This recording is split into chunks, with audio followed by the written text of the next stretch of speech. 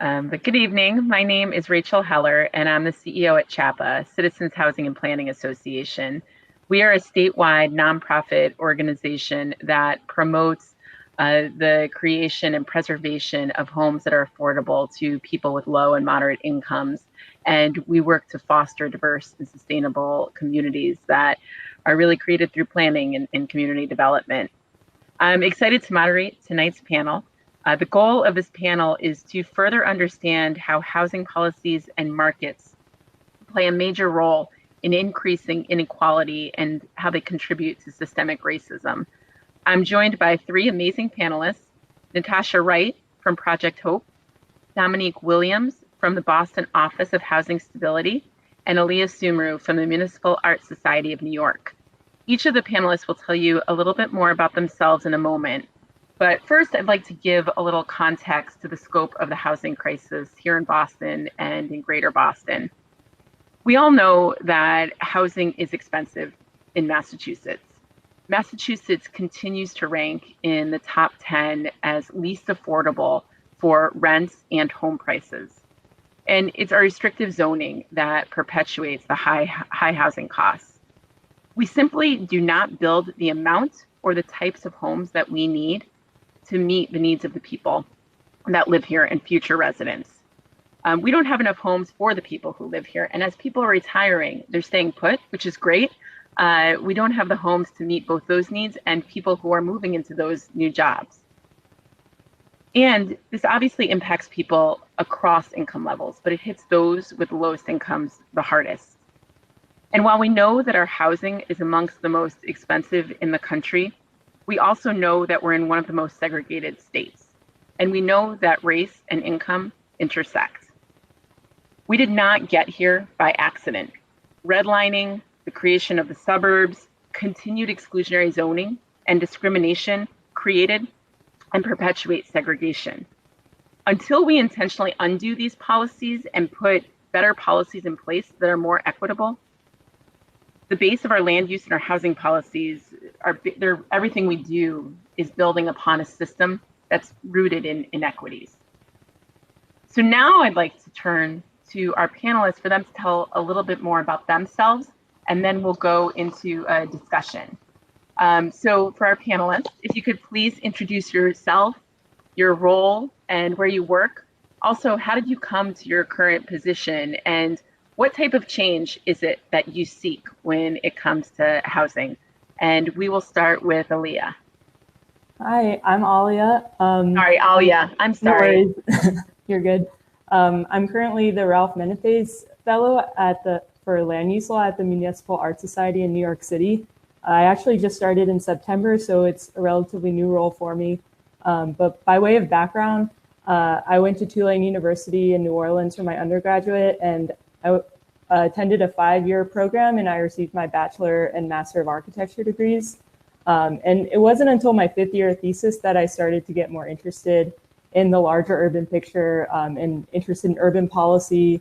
And so for a couple of years after architecture school, I started exploring different ways to really understand what gets built. And so that led me to go to law school.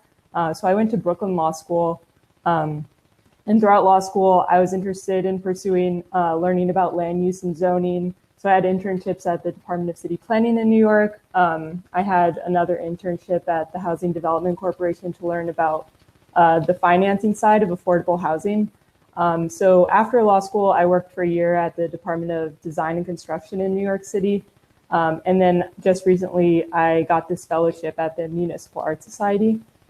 So our organization is a nonprofit organization, and we focus on advocacy, advocating for a better built environment for New York and a more livable city.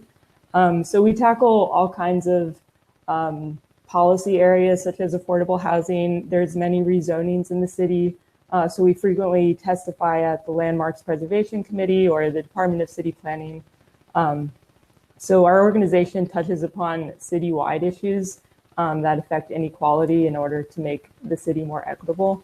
And then personally, I'm interested in pursuing a career in urban policy and how to make cities more equitable, whether it's through affordable housing or zoning and land use. So really nice to meet you all, and I'm honored to be here tonight. Welcome. Natasha, I turn to you from one of my favorite organizations, Project Hope.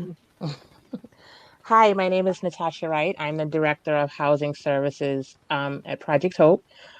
And how I came to this position, I was right out of law school. I was asked to work on a research project in the housing court, looking at evictions that were taking place in the regularity with which it was occurring in certain neighborhoods, and then even looking at what families were represented and what families weren't.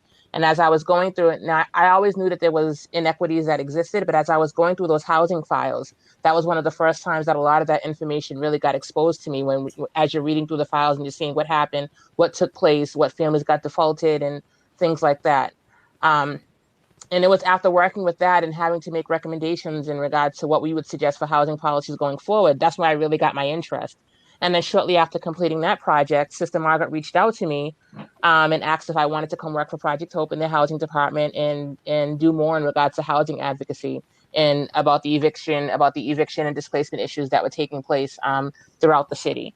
And since then, I started out there as an eviction prevention caseworker, and from there, I became a housing coordinator, and then left to do a private practice for a small amount of time. And again, what I was finding out is that often a lot of the people who were coming in front of in court with child welfare issues was often faced with housing issues. And you'd hear things like, well, in about 6 months, they could probably get a voucher and get housing. And I'd be in like, this, it doesn't happen. And oh my gosh, 6 months, that's not gonna. But what I found is that there were a lot of people who were having legal issues because they were poor and you couldn't rectify the legal without doing something about the social issues. And I think my very last case was one where they was going to terminate a mother's rights because she didn't have housing. And it was like at that point I was like I couldn't, being part of a system that wasn't recognizing that. And that's when I came back to Project Hope because I felt like that's where I needed to be to do more to advocate for change in those areas. That's awesome. Well, I'm glad you're in the role that you're in. Thank you. Dominique, can you tell us a little bit about you and your position and the change that you seek in your role? Sure. So hi, everyone. My name is Dominique Williams. I'm the Deputy Director for the Office of Housing Stability with the City of Boston. Pleasure to be able to be on the panel with Natasha and with Rachel. And nice to meet you, Aaliyah. So the Office of Housing Stability is a pretty unique office in Boston. We help to focus on stabilizing Boston's renters. We also help to do eviction prevention work, so catching families that households upstream a little bit before they actually go into court. But we also help to provide resources, whether it's financial or helping to connect people to legal resources that they may need to keep their housing and to maintain stable housing. One of the ways that I kind of came to this work is prior to this job, I was a law student. I had gone to Howard Law in DC. I graduated and I was working with the Office of Fair Housing and Equity and just seeing a lot of housing discrimination complaints that were coming through the office on a consistent basis. And then I think just after law school, so I graduated in 2016, and then in 2017, I ran for Boston City Council in Roxbury, and just saw a lot of the same challenges I saw in terms of displacement and eviction happening in Washington, D.C., also happening in Boston.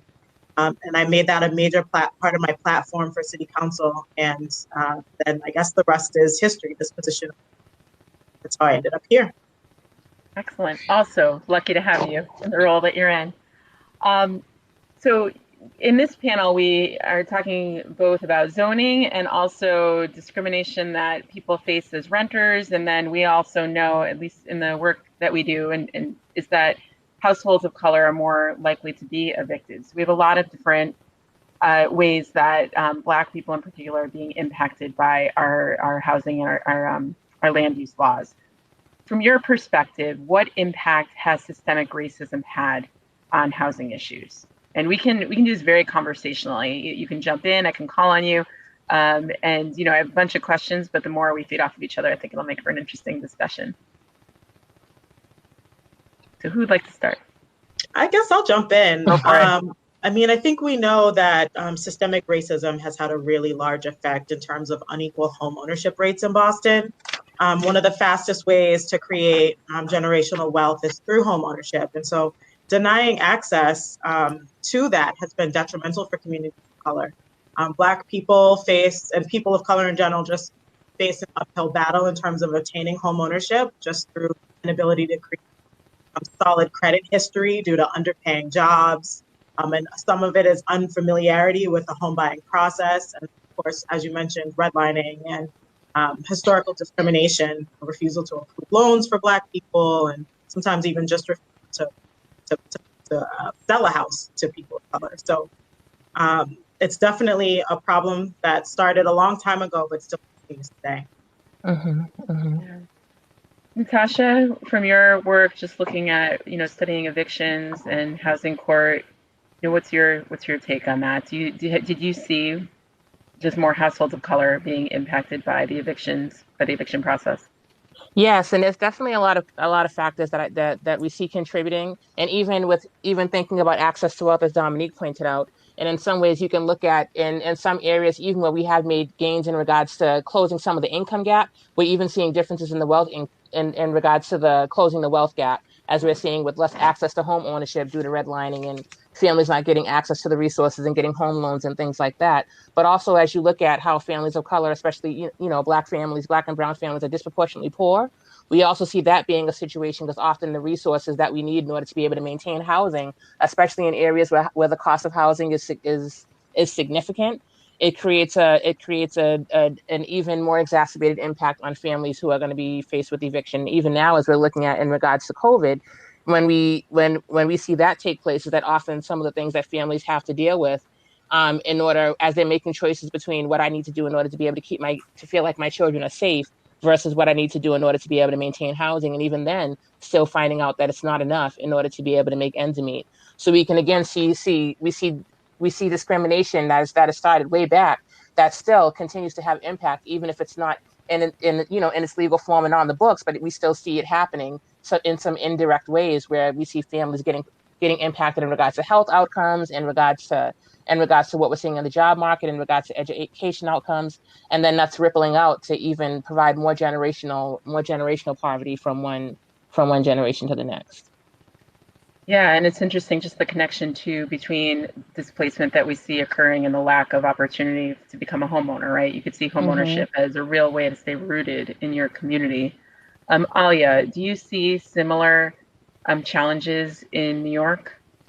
Yeah, I just, to carry on with what both Dominique and Natasha were saying, was that there's just like a through line between, when there was racially restrictive zoning and then the court overruled that maybe in the 1920s, but then there was redlining and the Federal Housing Administration and, not insuring mortgages for Black people. And then even with the Fair Housing Act, that act kind of lacks teeth, and so you see all these discrepancies that happen, and then it was never fixed. And so, you had the Obama administration try to have the Fair Housing Act enforced and have cities affirmatively further fair housing, but then the Trump administration came and, cut that rule so it wouldn't be implemented anymore. And then you see, also the 2008 financial crisis and how foreclosures affected Black and brown families so much more. And now you see COVID. So it's just all these crises continuously happening. And, the government was the one that implemented all this. So the government has to take a strong stance in, rectifying all these wrongs. So there's so much, I'm sure we'll get into more of it, but there's so many things that have happened that just continuously, compound the segregation in cities. But yeah. Yeah, and I think right now is a moment of great awakening where people are learning a lot more about redlining, about the impacts of redlining and how they continue on today. There's just so much more discussion, especially since President Trump, not just in taking apart the fair housing law, but also in the very overt ways he talked about affordable housing leading to the destruction of suburbs. So while that was incredibly horrible to say, it has helped to certainly elevate, what is behind our land use laws. And so this could be an opportunity to really re-educate people on something that was not taught Definitely wasn't taught in my schools. I don't know if it was taught in your schools, but it's really, this is a moment I think where we can really show people we got to change these policies, and this is why we are the way we are. So going into the impacts of the housing market, what impact do you think the housing market has on income inequality? We've touched on this a little bit in terms of access to jobs or the ability to pass on wealth. But do you have more thoughts to say just in the way the housing market functions and how it contributes to inequality? If you don't, we can move on, and I've got lots of questions we can talk about.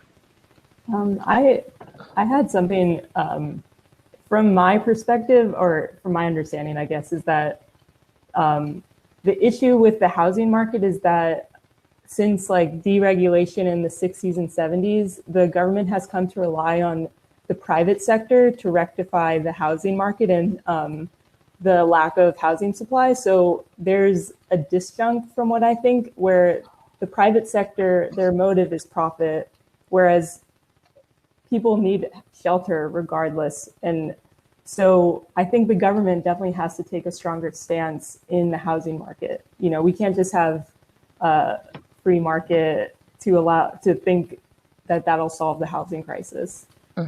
So I think the housing market is, the government created it, but also then the government, took a step back and said, let's rely on the private sector, So there needs to be like more vouchers with Section 8 and,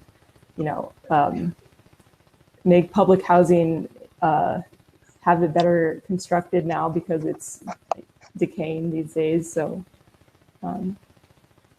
yeah, I'm interested to see if anyone else had anything to say. Natasha, Dominique, you both had your mic go on. Natasha, do you want to respond?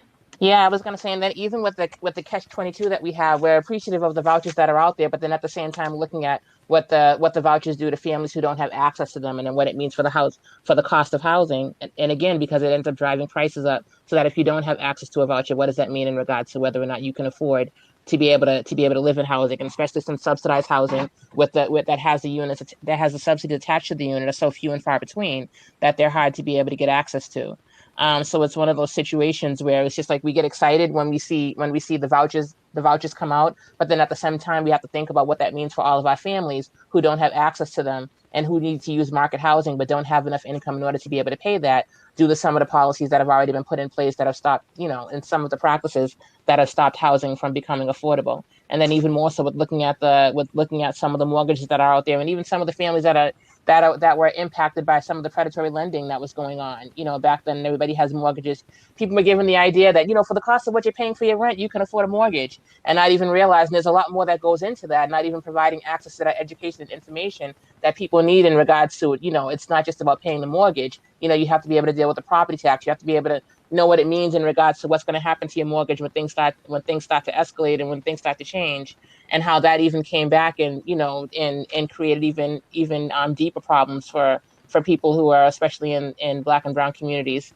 But it's interesting. It's like it's one of those things where I get so excited when I hear that there's going to be more vouchers out there, and then I have to think about the families who don't have them, and I'm like, oh man, like what does this mean for the families who are caught in that place where they don't have access to it, and they're the difference between you're either making too little to be able to afford market rate housing, but they're making too much in order to be able to afford access to a lot of the resources that other families might have, or even not even that. Sometimes it's just they just don't have it all. Yeah, Dominique. I think just kind of for me, just taking it back to the work that we do at OHS, we know that looking at the effects of the COVID crisis, one of the things that we started to watch closely was the number of social services that people were starting to receive that were also constituents of ours who may be coming to us for rental assistance. And we also started watching, the unemployment numbers come in on a regular basis, and knowing that we needed to increase the amount of rental assistance that we were able to provide to people because those numbers were so high for certain areas and for specific populations, specifically communities of color, and specifically people who were working in lower wage jobs or who were working in gig economy. So I think that the two, income inequality and the effects of the housing market, they're inextricably linked. They're both tied in ways that I think we'll start to see even more stark over the next couple of months. Mm-hmm. Yeah, unfortunately, I think you're right. Ali, I want to push back a little bit on something you said about the private market.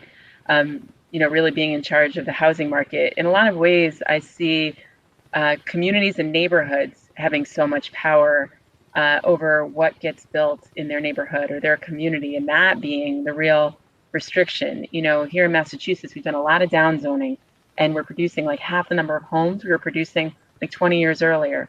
And now, as a result, we're trying to figure out ways to subsidize people that should. You would think they'd be able, 100% of the median income, you'd think there'd be housing options for them, and yet we've restricted it so much. So I don't know if you all want to comment on that, just the role that the restrictive zoning or the challenges in getting things done to actually produce the housing we need.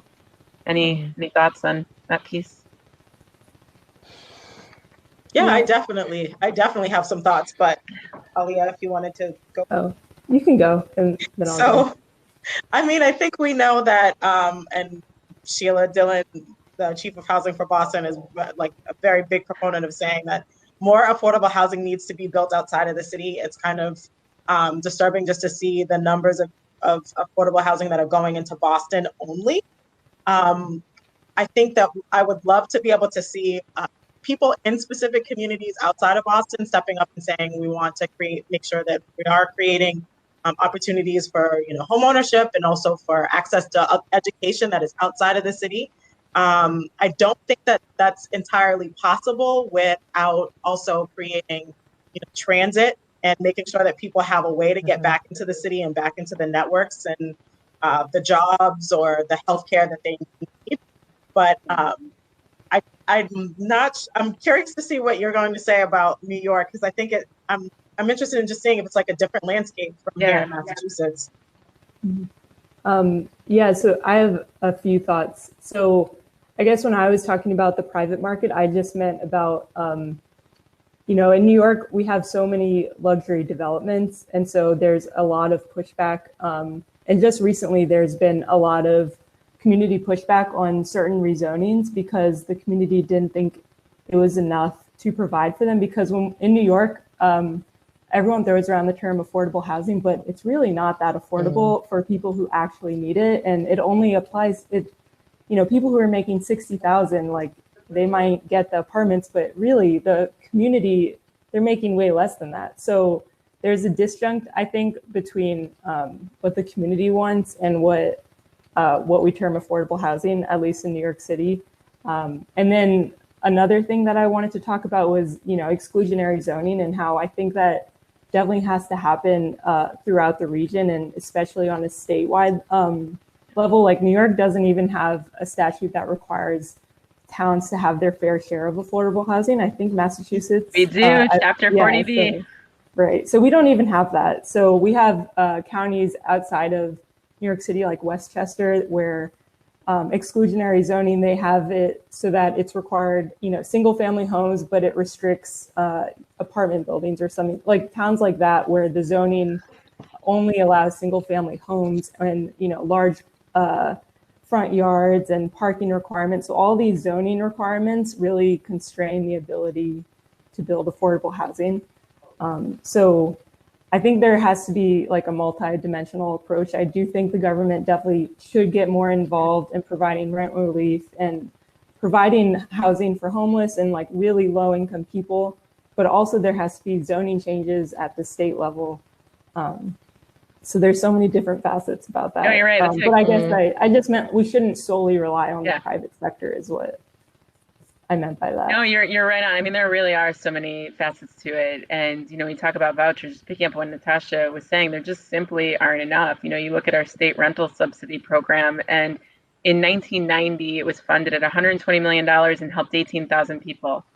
We just got back to that number after all these years, and it serves, I think, like 8,000 people. So, the federal Section 8 isn't like what it used to be. We don't have the numbers coming. And so we really seem to have fallen short. So Natasha, I don't know if you have more to say on that piece, just that we're simply not providing the amount of resources that people with extremely low incomes need.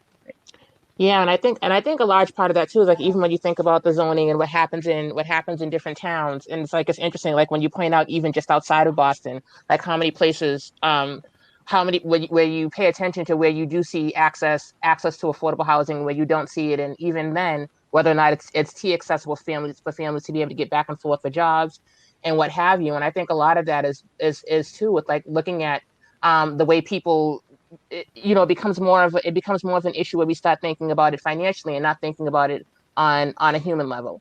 And it's one of those things where we're more interested in the profit and interested in other things. And it's like this whole idea where it's not connecting with people and not even realizing like that whole idea that when you see somebody as being lower income or different than you are living in, it's like that separation that you feel like people have where they see somebody who's in that situation as being less than, not even acknowledging the human side of that.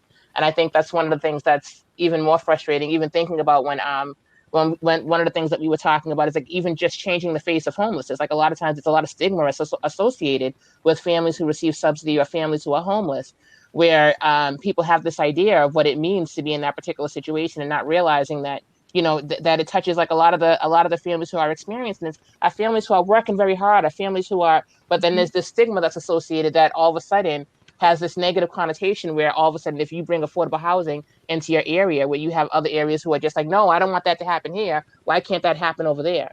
And it's just like, so even just doing more to dispel some of that stigma that's associated and some of the negative characterization that gets put upon people who for families who have vouchers, and even dealing with those obstacles when they are trying to get housing, trying to get access to apartments, with some of the landlords that we're trying to talk to in regards to families who are just trying to get a second chance, like be it through a home-based subsidy or another subsidy.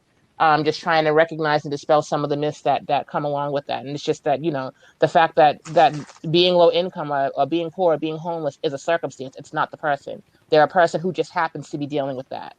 But for some reason, it seems to be the main thing that clouds over individuals who are seeking housing or who are going through that.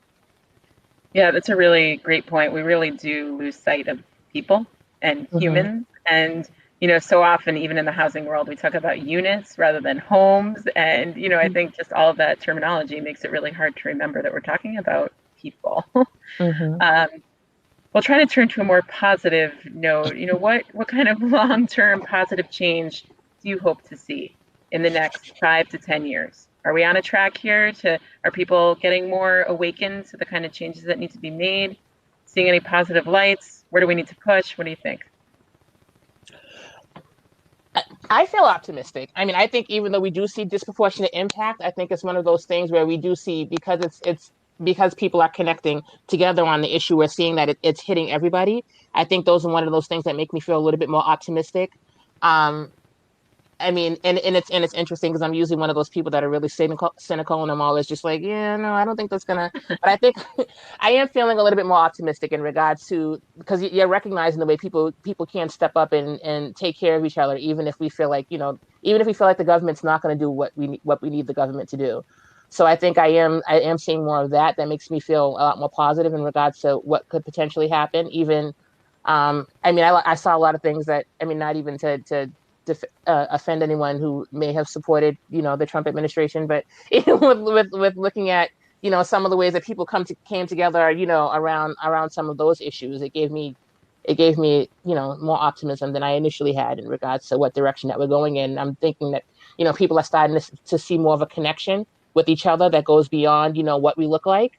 So those are one of the things that makes me feel a little bit more optimistic about what direction that we're going in, and how many people are stepping up to be able to do something and lend a hand when we can't get access from the government. And even seeing the programs that we do get from the government. I mean, my agency is one of those that heavily rely on the resources that we get from the Office of Housing Stability, and just thank God for how many families we wouldn't have been able to assist if we didn't get access to that funding. So thank God that we have, advocates that even though we talk about, what's going on with the government, what's recognizing, what's there, and what could be contributing to some of the things that we can offer, and just making sure the information gets out there. Because I'm one of those people that truly believe that knowledge is power, and if people don't know where to get the help, then they're not going to be able to access that.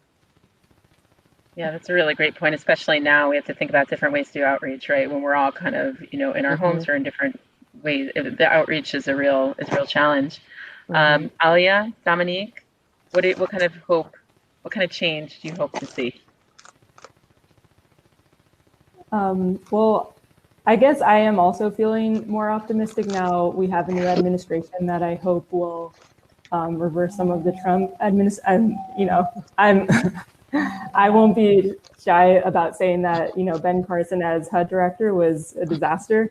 So I think That's not having partisan. He really was dismantling fair housing really, laws. Yeah. and I think that everyone who's watching this, would be interested in housing and would hope that positive change is coming about. But I hope we see changes at the federal level, but also I also think with all the protests this summer, it really, and COVID all combining, I think a lot more people who never really tuned into racial injustice are more aware, at least I hope, of all the connections between, the public health emergency, the eviction crisis, all these compounding so that really there is change.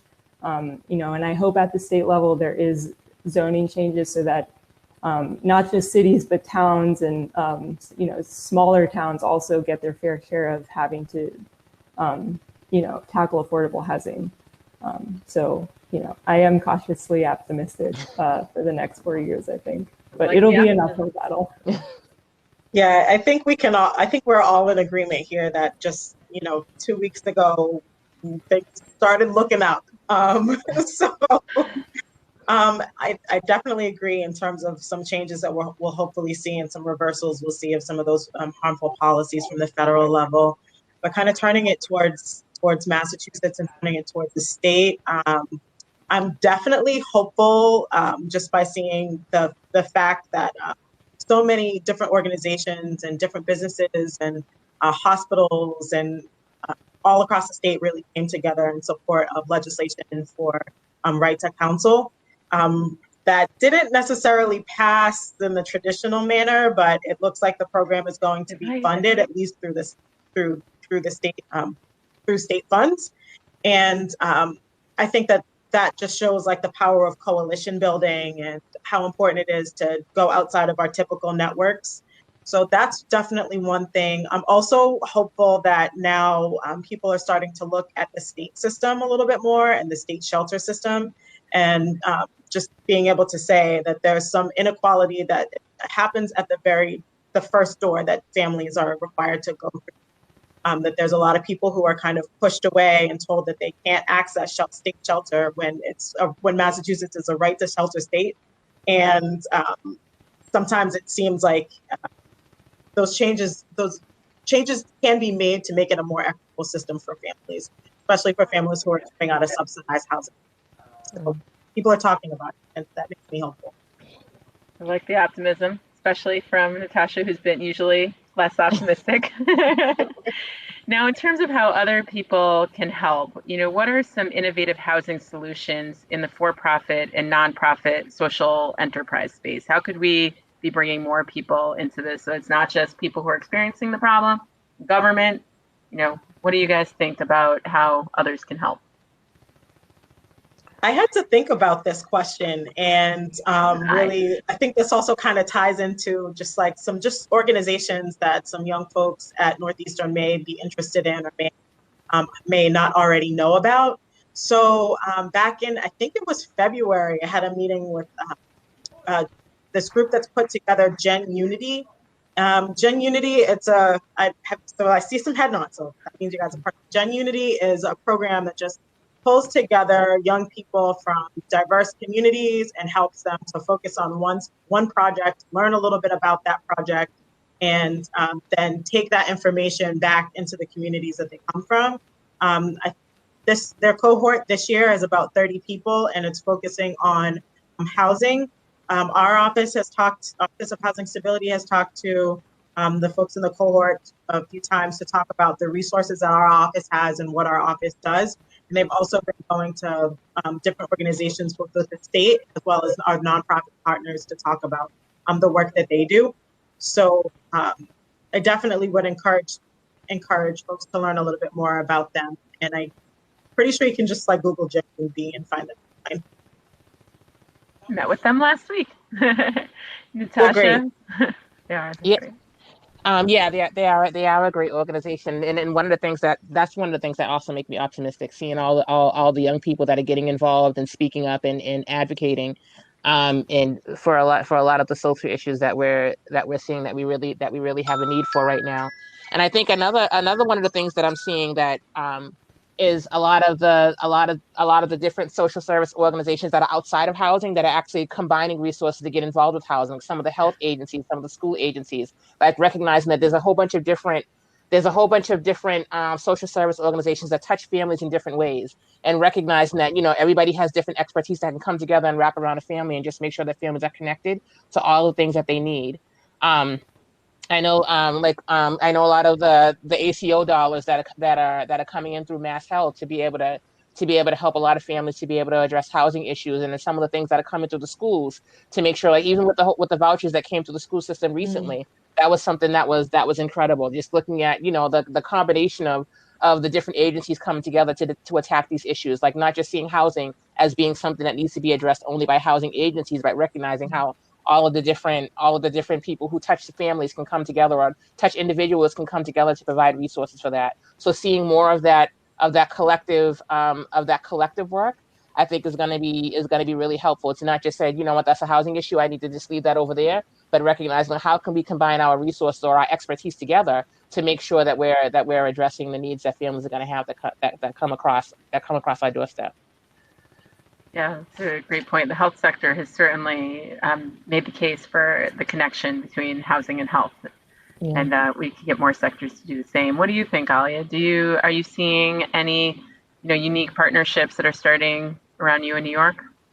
I was gonna piggyback on what Natasha was saying. I've seen a lot more talk of mutual aid groups. So I think with COVID, there was a lot of coordination for neighborhood groups about offering mutual aid for elderly people who couldn't leave their homes because of health risks during COVID, and then just seeing like neighborhood pantries, like outside my apartment building, we have the closed streets with because of COVID, and the open restaurants, outdoor dining.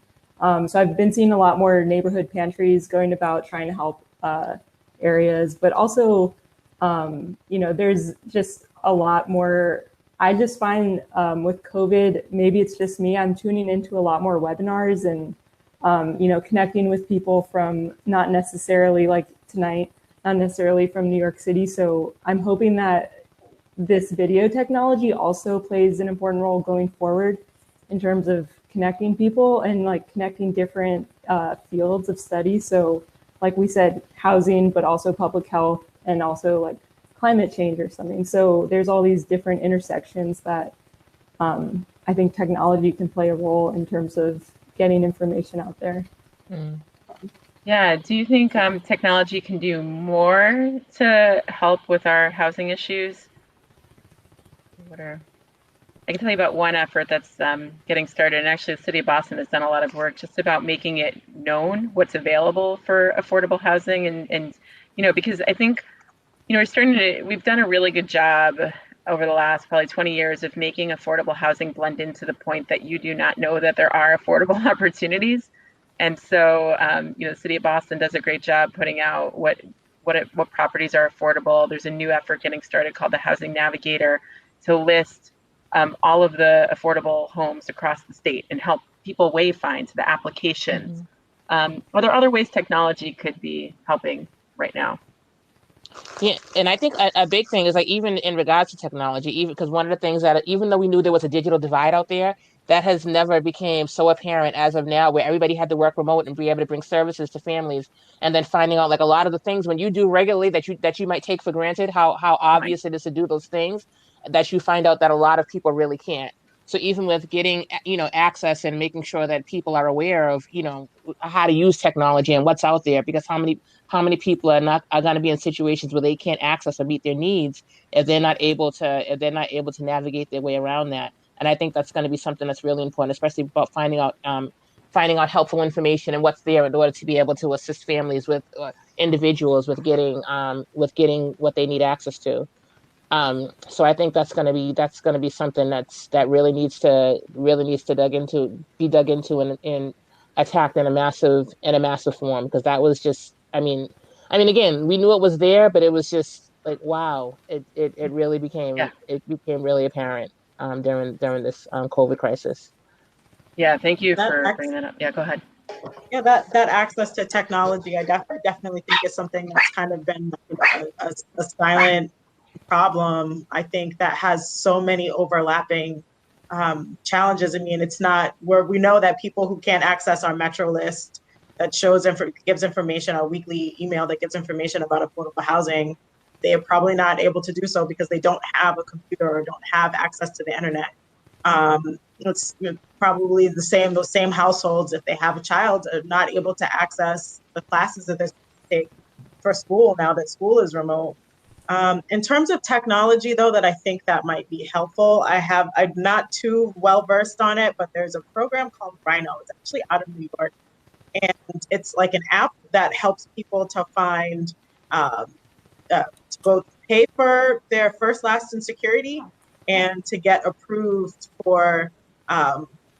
approved for the Rhino program to pay for first, last, and security, and then for them to ultimately pay back over a certain period of time, depending on the terms of the lease that they're signing up for. So I thought that was pretty cool, but it's something that's still kind of just growing and Yeah, that sounds amazing, and I do want to thank you, really, Natasha, for bringing up that digital divide. I mean, Dominic is talking about it. Just imagine. I mean, I think of all the rental assistance programs right now. We're trying to move everything online, but if you're working off of a phone, it's really hard to upload docs, right? It's really challenging. So for all the things we're trying to make it easier, for some people they don't have the access to, and it's surprising to a lot of people that not everybody, has this amazing internet access. So yeah, I think that's a good point of the kinds of things that we need to think about in terms of policies. Do you start to just provide it? Do you require it, in affordable housing or really in all housing? That's a really good point. So going back to the different sectors, and specifically about homelessness, how do you think traditional businesses can help people who are experiencing homelessness, beyond the food drives and the gift drives and the coat drives that really happen, like once a year? What do you think are the ways that businesses can actually do something? We've heard about, was in Amazon in Seattle was like building shelter, but I think ultimately we'd probably want to see homes. What are your thoughts on, again, just getting back to the different ways that others can help? Even if it's not something that they can do themselves, but providing opportunities for employees to be vocal and advocate and get involved, and making sure there's information out there that provides a sense of awareness. I think those are one of the big ways that businesses can get involved. And again, so it's one of those things where even if it feels like it's something that you might not be able to do on your own, but just finding opportunities for people to be able to come together and just learn and contribute. Even if there's a bunch of people contributing in some of the smaller ways, I think that's something that could be really helpful. Any other thoughts? yeah, I know Gen Unity has gotten some funding from local businesses to help fund their stipends for their cohort. Um, I think that also, kind of going back to what I was saying about the right to counsel and just seeing so many different organizations like hospitals step up, and um, we have been great to see colleges and universities also step up as well and say that this is something that they wanted to support or put their lobbying behind. Um, as well. I think also that if we're kind of looking at the rights of counsel, it was great to see some of the large property managers in the city of Boston step up and also say that, making sure that there is a lawyer in place for families who are facing eviction was good both for the families or for the households, but also would be good for their bottom line. And I think that unfortunately sometimes people aren't always taking the very human approach and are saying, well, how is this going to keep me from losing money? And so seeing that businesses were a little bit more creative and those property management companies were a little bit more creative and saying, ultimately, we'd rather have two lawyers going back and forth as opposed to a lawyer and someone who's just kind of representing themselves pro se. It's going to save us time and money in the long run. So it was good that they were able to think outside of the box in that way. I'm not sure where there's other opportunities for that. not immediately, but it's good to know that there's an opportunity to think in that. Yeah, Natasha, were you going to add to that? Looks like No, you're. no, no. I was just grabbing my charger. Oh, okay.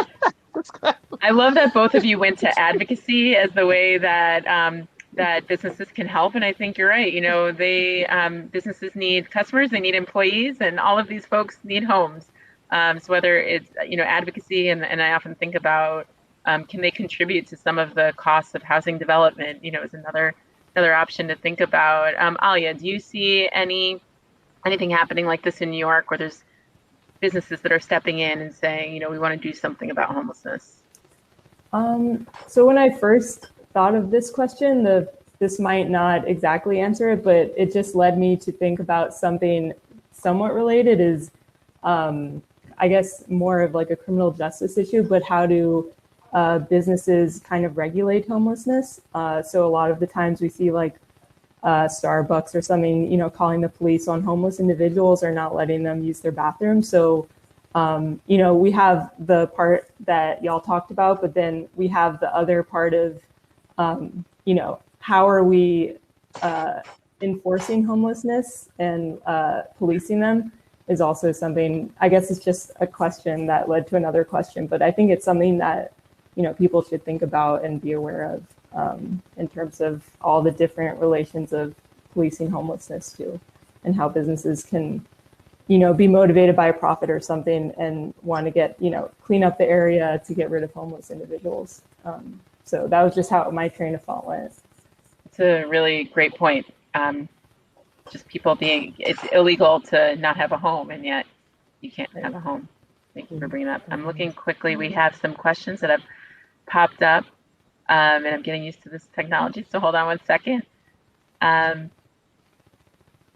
From Izzy Spiegel, they ask, thank you so much for being here. I've heard about criminal records being a barrier to qualifying for affordable housing. Can you talk about any other barriers to achieving affordable housing besides just access? Any ideas on how to overcome these barriers?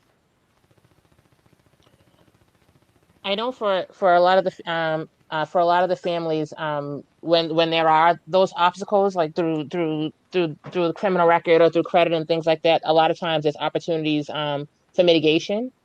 So just being aware of rights around that, and what sometimes some people might hear that something came up that might be preventing them from getting access to certain opportunities, and just being aware of what the rights are around being able to appeal, things like that, and being able to mitigate some of those issues, or get some advocacy on your behalf in regards to getting letters of recommendation, references. If you were somebody who was working with a probation officer, even getting letters from a probation officer in regards to how circumstances have changed and things like that. With some of those, there's not a guarantee that it's always going to be successful, but it's like a lot of times, you're not taking that initial no for an answer all the time, and recognizing are there ways around this? Like, what is this? Does this mean that I'm absolutely blocked, or are there other things that I can do? And just knowing, and again, it's about access to information, about knowing where I can get the information to be able to challenge the decision that was made. Yeah, it's a good point. There's personal advocacy, and then there's I'm sure you probably see this too. Just even having an eviction on your record can really cause a challenge in getting your next apartment. And so there are some efforts here to have eviction record sealing that, if it's related to no fault, couldn't pay your rent, especially because of COVID, these kinds of reasons, can you seal that?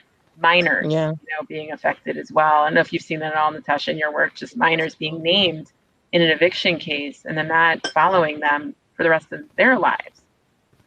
Yeah, and a lot of this, especially I know with mass courts, it can make things easier for attorneys, but at the same time, it's like knowing that somebody can just put somebody's information into a court docket system and just be able to pull up and see that, what's been going on and what that means for families, even if it was because even if it's a situation where it may have been a tenant who brought a landlord to court because the landlord wasn't doing right, all of a sudden the stigma that's associated because now the landlord sees this person as a troublemaker. The new potential landlord sees this person as a troublemaker, and not even knowing how those are resolved. So I think getting some work done to seal things like that, because again, it's like one of those things where even when people are doing it to enforce their rights or right around, a lot of times it's punishing people for being poor. So it's like, again, seeing some advocacy around that. And then again, when you have, some of the younger family members who, I was this age when this happened, I'm trying to get housing now, I don't understand how all of a sudden I'm being told that this is on my record. And then even when we see, even with the utilities, and when people are trying to get into utilities and finding out, oh, my parents had to put the utilities in my name because the lights were being shut off, and now they're telling me in order to get it off, I have to be able to file some type of criminal action against my mother in order to be able to get the utilities on in my name. I mean, some of the ways that we're seeing that as well. The amount of exhaustion that comes with, Mm-hmm. I think, having to get through all of this is incredibly challenging. I hope people have empathy for that. There's a question from Jesse Curtis. How do you think the post-eviction moratorium government programs in place to assist renters and small landlords are impacting the inequities in Boston housing? So since the moratorium ended, kind of a new process has been put into place trying to get, raft access to people throughout multiple points, offering mediation, like Dominique was talking about, getting to the courts, having legal representation. How do you think this will all impact the inequities in Boston? Well, I'm hopeful that it ultimately, the process, especially for accessing rental assistance, will start to speed up. I think one of the challenges that we're starting to see now, especially that the courts are opening, is people have applied for rental arrears funding and haven't necessarily been, that they haven't been granted the funding that they've requested, and sometimes for months. So I'm hopeful that things will start to pick up. Otherwise, if people are not able to access it quickly and as quickly through Boston or our Boston affiliates for state funding, then there will be people who are evicted and will have to move out of the city or will be pushed into homelessness. So I think in that way, it could definitely exacerbate the problem. And help to speed up displacement. But I'm hopeful that won't happen. I know that our partners in this work are working tirelessly and also trying to staff up to prevent slowdowns from continuing. Yep, definitely. Well, actually, let me see. Oh, we might have time for one more quick question. Do you have any advice for college students in ensuring that we're responsible and empathetic members of our communities during our time on campus? What do you got? I guess if you have time to volunteer or something with some type of community organization, but also I do think, educating yourself about the history of segregation and, that takes a lot of time also. And there's so many books out there, to read, to just self-educate yourself, because a lot of things we don't learn in school. But just, yeah, I don't know if y'all have any other recommendations. I would say gain an awareness and get involved, just to learn more about the issues from different perspectives. Because a lot of times, we can grow up with one perspective, and then, we grew up in this bubble that, and then we come outside of that and find out that life wasn't like what it was like in the town that I grew up in. That might have been, more connected, or a little bit more removed from some of the things that we see going on. So just getting an opportunity to just get involved and, and hear the stories that surround people's lives, and be able to connect with those stories on a human level. Because sometimes when you just hear about it as statistics, it's hard to be able to make that human connection, especially if we don't know somebody who's personally have suffered through some of the issues, or who have been exposed to some of the issues that we're talking about. So I think those are one of the things that are really important. Dominique, any thoughts? Any advice? Yeah, I definitely agree. I think just making sure that you're in touch with the things that make you empathetic. Not everybody's touched by, hearing that there are homeless families, and not everyone's touched by seeing people who are being evicted because it's so far removed. But I think that there's lots of different ways that you can get in touch with that human and empathetic side. Whether sometimes it comes from animals. Animals are not my jam, but my husband is he loves dogs, and that makes him feel a little bit more connected to people. So if there's lots of different ways. For some people, it's religion. So I think it just depends on the person. But hopefully, people are walking away from college and walking from that undergraduate perspective of having an enlightening and making sure that they're in touch a little bit more with people who are around. Yeah, I mean, I could talk with the three of you all night. This has really been a great conversation, and I agree with everything that you all are saying, especially right now. Read up, get to know people, try to understand, just where you come from and what might have helped you along the way and what you might not have that other people have, to really get a sense of we all got here in a different way, and we don't all have the same opportunities, we don't have the same connections, same resources. And I think that, that all helps. I'd also encourage people to to start going to local meetings. Wherever you go to school, you are a resident, and you should feel like you can participate. You are completely welcome, and you have every right to do so. And I know when I went to college, I really felt like every time I went to like a local meeting that I wasn't supposed to be there. But you live here. You're a neighbor. So I hope that you do get involved. Just even go listen and see what kind of issues come up and hear what people say. But if you ever do feel like speaking up, it does a lot when an individual speaks in support of affordable housing. It can really change a conversation. So you can be that person. But I just want to thank you all for even being here tonight and asking the great questions that you've been asking. And clearly you are a group of people that really do care and are empathetic already. So thank you. Nice to meet y'all. Thank you. It's great to Thank meet you, guys. Thank you. I enjoyed being part of this. Thank you. Thank you, Natasha. Bye, everyone. Bye. Bye. Nice to meet y'all.